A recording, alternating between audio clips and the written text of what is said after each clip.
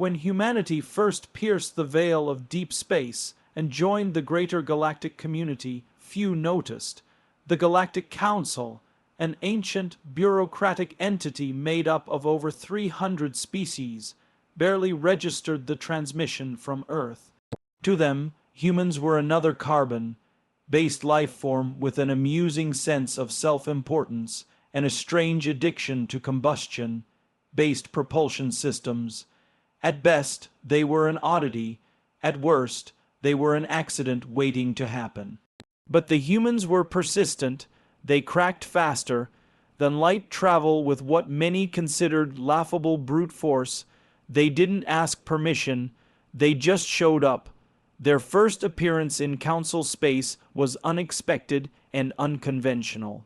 While most species took centuries of careful diplomacy to earn an observer seat, humanity hacked a translation protocol from a derelict probe and started broadcasting introductions in 73 different languages.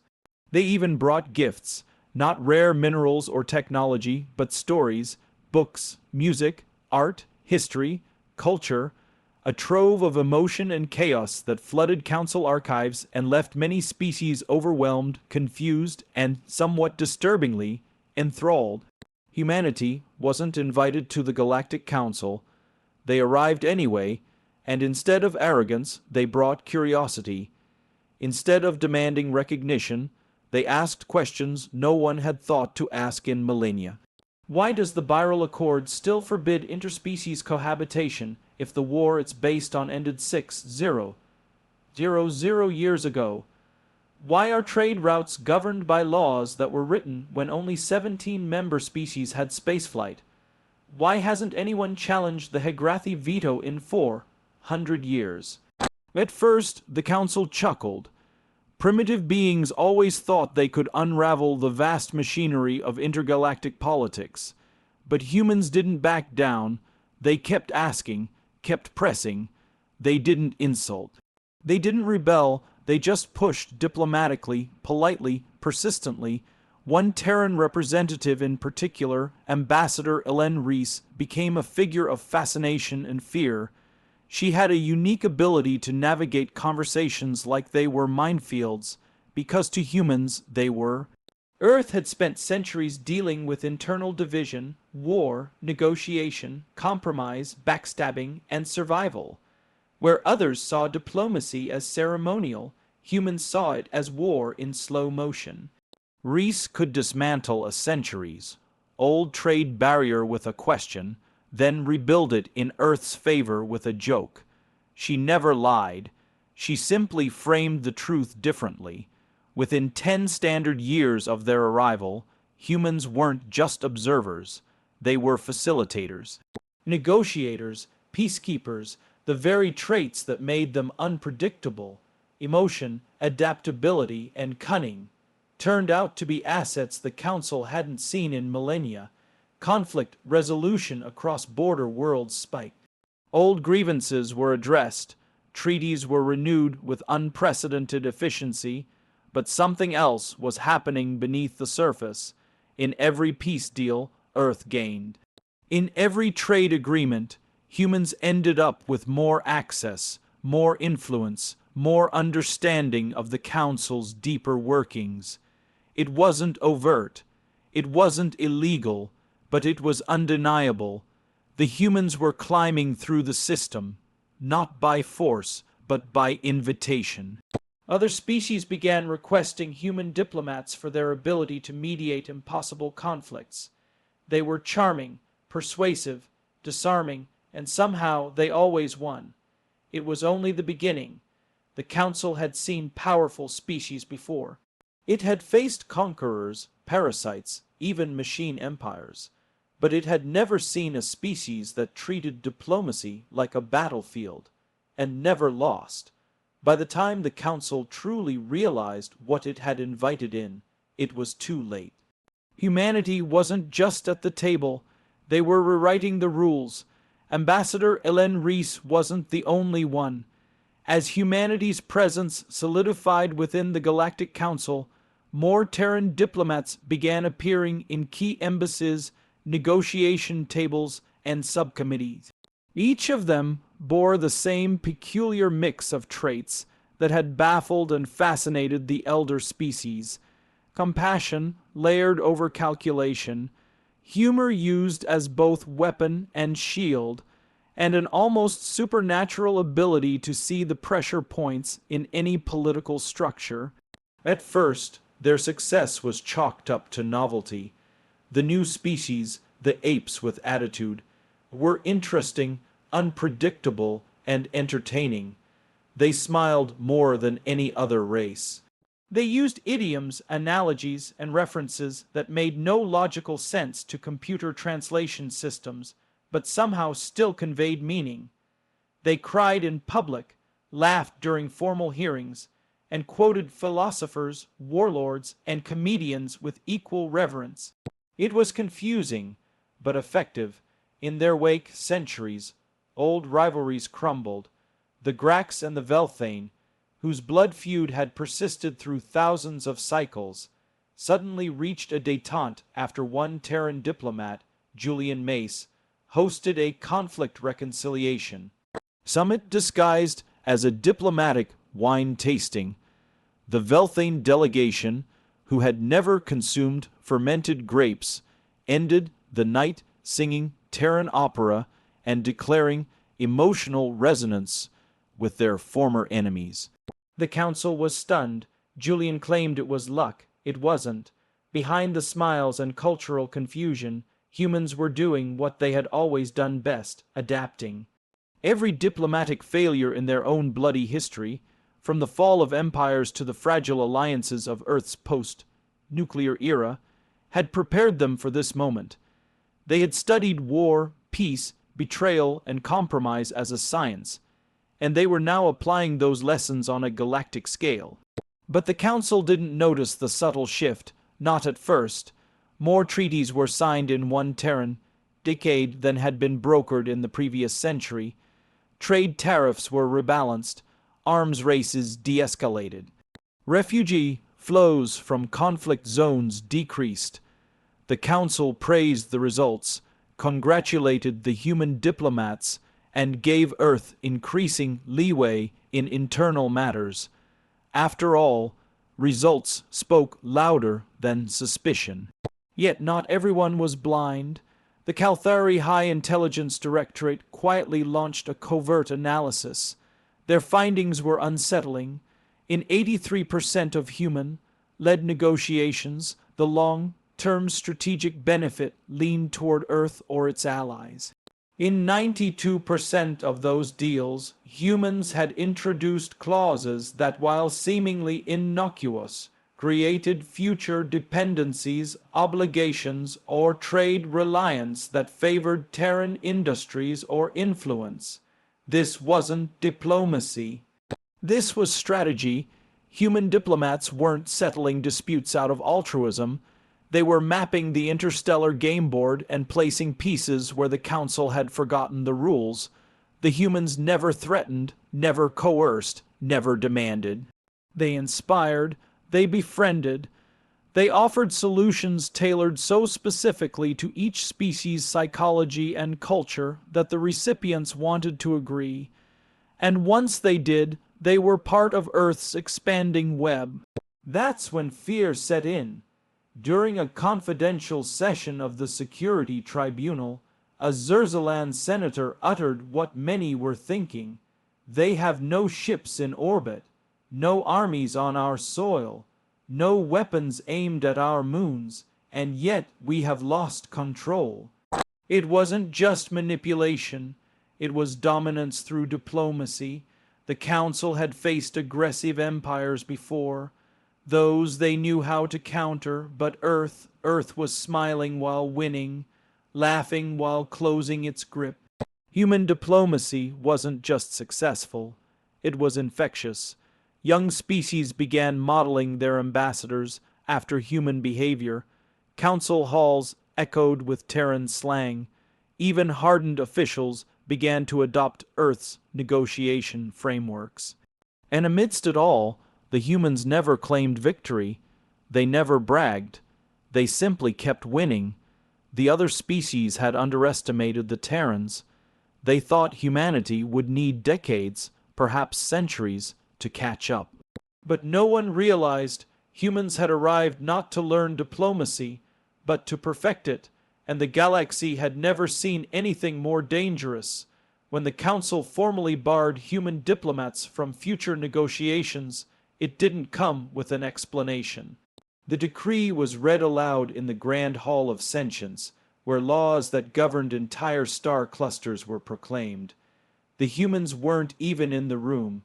They had been quietly disinvited, hours before the vote. There was no public debate, no appeal process, no chance for rebuttal. The edict simply stated, effective immediately, all Terran representatives are to be removed from diplomatic assignments within the jurisdiction of the Galactic Council. Earth shall retain observer status only. For a brief moment, silence echoed across the galaxy. Then came confusion, then outrage, not from Earth, but from the dozens of species who had benefited, directly and profoundly, from Terran mediation. Worlds that had been at war were now engaged in trade. Famine-ridden planets now had agricultural exchanges thanks to Earth-backed treaties. Refugees who once fled in droves were resettled with Terran assistance. They demanded to know why. The Council never gave a real answer. In private, the truth was whispered in terrified tones among elder species. Humanity had done the impossible. They had solved problems without conquest, spread influence without invasion, and dismantled centuries of conflict, not by force, but by making others want to follow them. It wasn't war. It wasn't colonialism. It was something new that terrified the Council more than any fleet of dreadnoughts. When questioned directly, counselors gave vague reasons: cultural incompatibility, unusual negotiation methods, and the most repeated phrase, instability risk. But everyone who had ever spoken to a human diplomat knew those words were a facade. The humans weren't unstable. They were inconvenient. They made the elder races look inefficient.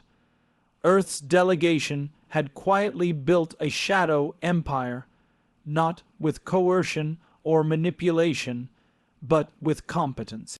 Their treaties worked. Their peace held. Their trade pacts brought wealth and prosperity. That was the true threat. Humans didn't challenge the Council through rebellion. They challenged its relevance. And so the Council erased them, or at least they tried. But humanity was not so easily excised. When their diplomats were recalled, Earth didn't rage or protest. They didn't send warships or sanctions. Instead, they sent one final communication, logged into the Council records for all to read. We thank the Galactic Council for the opportunity to participate. We recognize your sovereignty and decision. Should you require assistance, advice, or reconstruction, our doors remain open, not because you demand it, but because it is who we are. It was signed not by a politician, but by every Terran diplomat who had served. That message spread like wildfire. Within weeks, several species sent emissaries to Earth directly, bypassing the Council entirely. Unofficial summits were held in Terran territory. Independent treaties were signed with human advisors in the room, despite their banishment. A new kind of diplomacy was blooming, one without the Council's blessing. One based on results. The Council's authority began to crack. No declaration could erase what humanity had already done. The peace they had sown couldn't be unmade with votes. The connections they forged couldn't be severed with ink.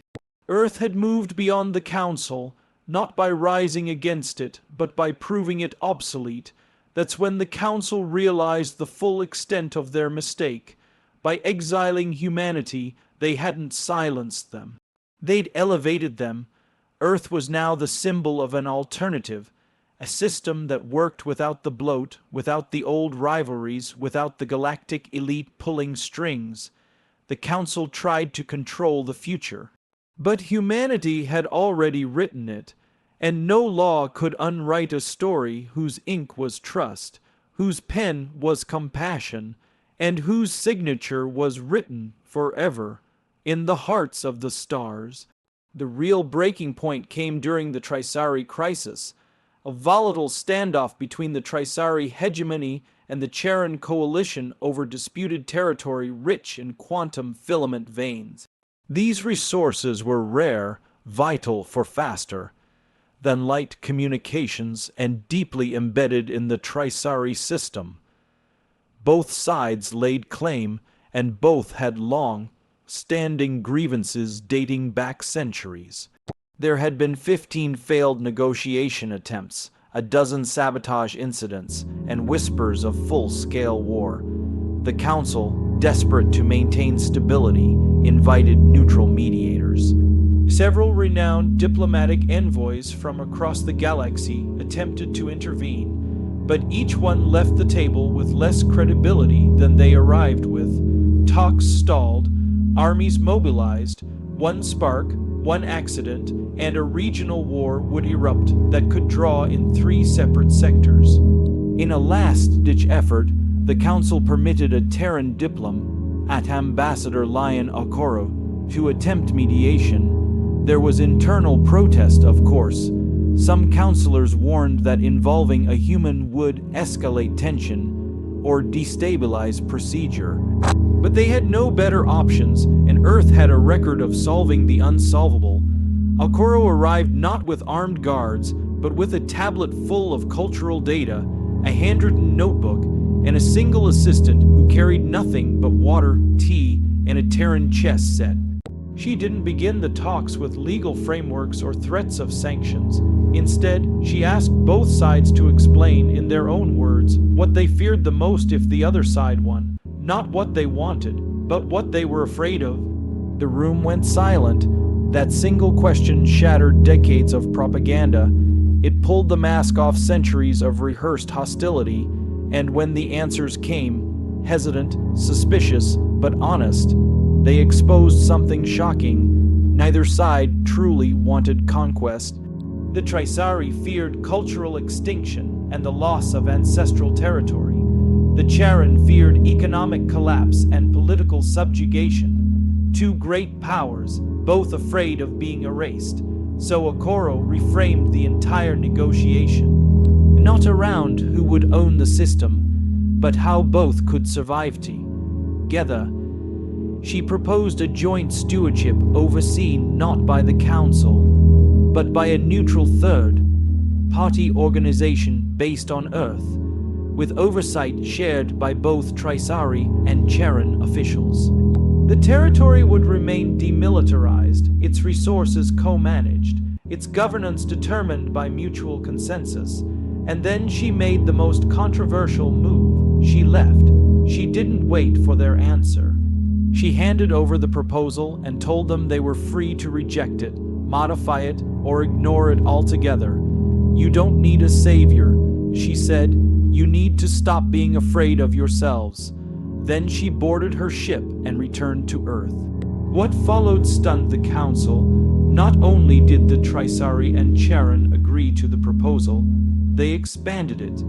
They initiated a shared cultural exchange program, rebuilt ancient trade routes, and even invited Terran advisors to help design a co-governance model based on Earth's experience with post-conflict zones. The crisis didn't just end, it turned into an alliance. The Council watched as Earth's influence bloomed not through dominance, but through empowerment. That was the final straw. Humans weren't just solving problems. They were changing the rules. They were showing the galaxy that cooperation could be built on trust instead of hierarchy, on healing instead of punishment. In that moment, Earth's diplomats became something more than negotiators. They became catalysts, symbols of a paradigm shift the Council couldn't control, and would never fully understand. That was when the Council realized the danger wasn't in what humans said, but in what they made others believe was possible. And for a body built on centuries of slow bureaucracy and power games, that was the most dangerous idea of all.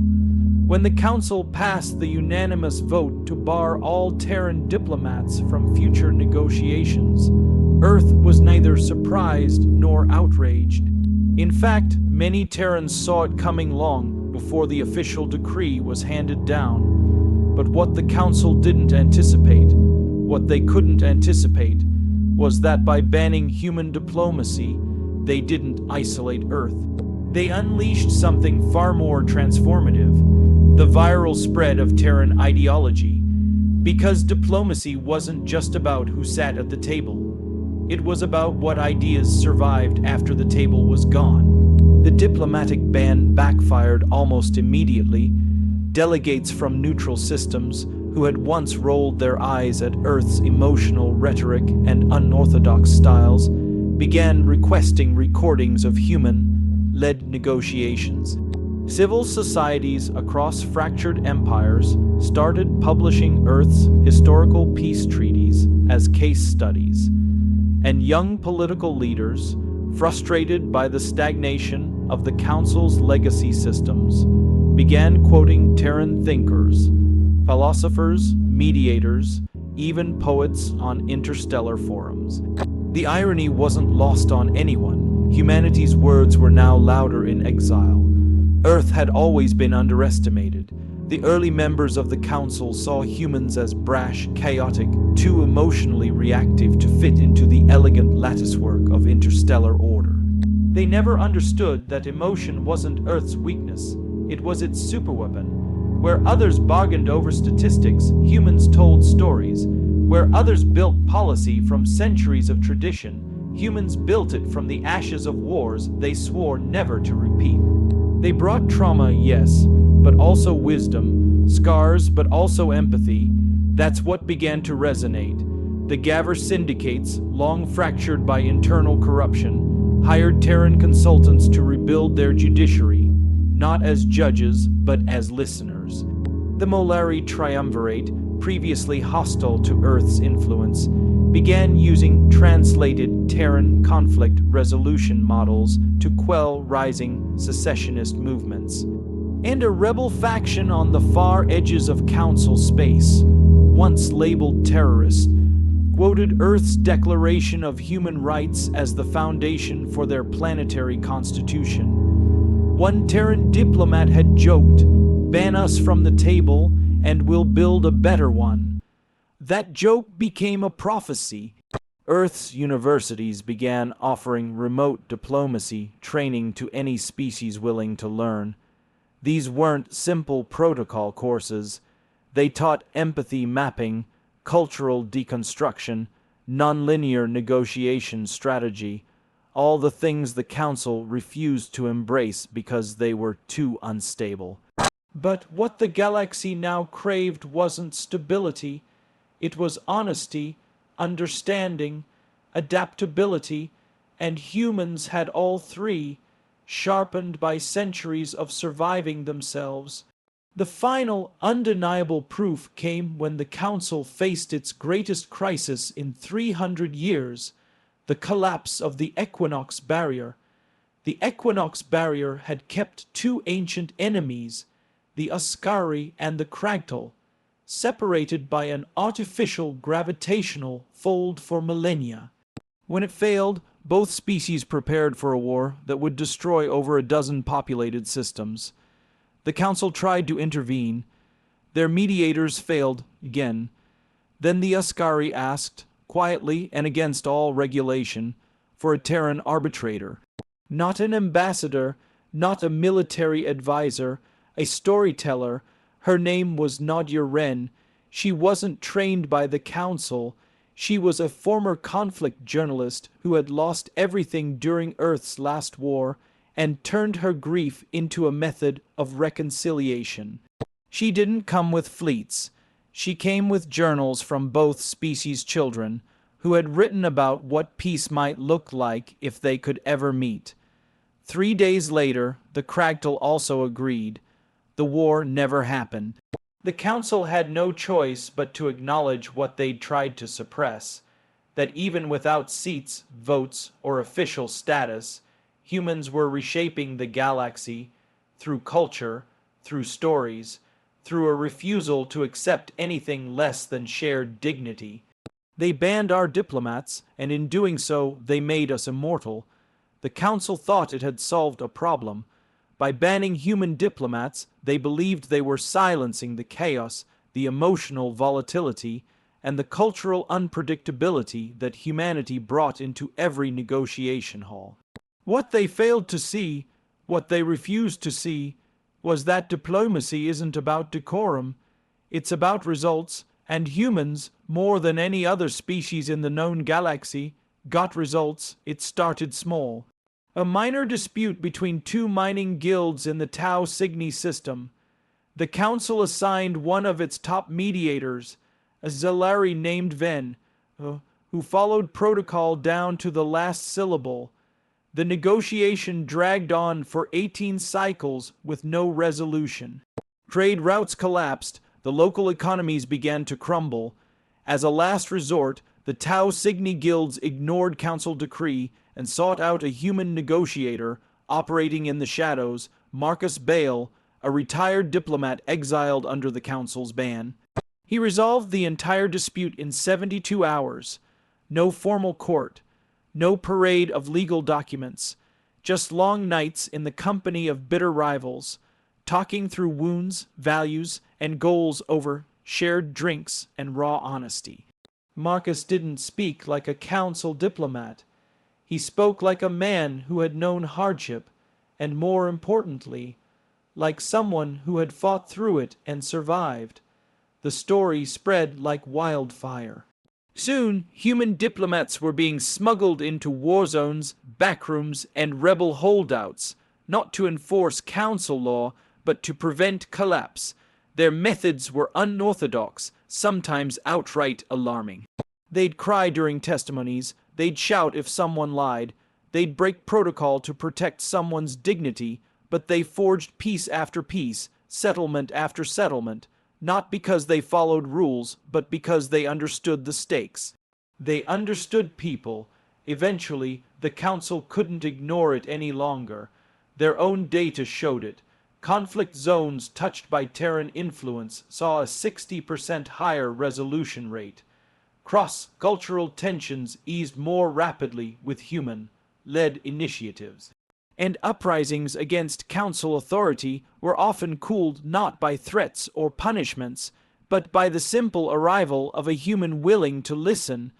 The truth became impossible to bury, but what truly broke the illusion came during the Velic Accords. The Velic species were on the verge of civil war. Generational grudges, religious fragmentation, and foreign interference had fractured the planet into hostile zones. The Council had tried everything: economic sanctions, military advisors, political pressure. Nothing worked. One faction reached out to a human independently against Council warnings. That human was Sira Yun. A deaf woman from Earth, she had once mediated peace between 3 rival gangs in the ruins of post-war Jakarta. She arrived on Velic, prime with nothing but a translator drone and her own lived experience of violence and forgiveness. Sira didn't try to appeal to Velic pride. She asked them to remember pain, not to glorify it, but to recognize it in one another. Her approach was radical, some said reckless, but within weeks, opposing generals who hadn't spoken in years shared a platform and signed the first joint ceasefire. The Council's response denounced the peace as illegitimate. The Galaxy's response applauded it was over. By attempting to sideline humanity, the Council had only made our methods stronger, leaner, and more adaptable. Our diplomats didn't just reappear. They evolved into something more powerful, symbols of interspecies empathy. Where the Council saw liabilities, others saw hope, and in time, even some Council members quietly began inviting Terrans back, not officially, but through backchannels. One counselor even said, off the record, they're chaos, but they're productive chaos, and so the paradox became permanent. They banned us to prevent disruption, But our disruption became the cure for a galaxy sick with stagnation. In the end, the Council didn't protect the galaxy from us. They exposed the galaxy to a better way. One forged not in ivory towers, but in blood, scars, and unshakable humanity.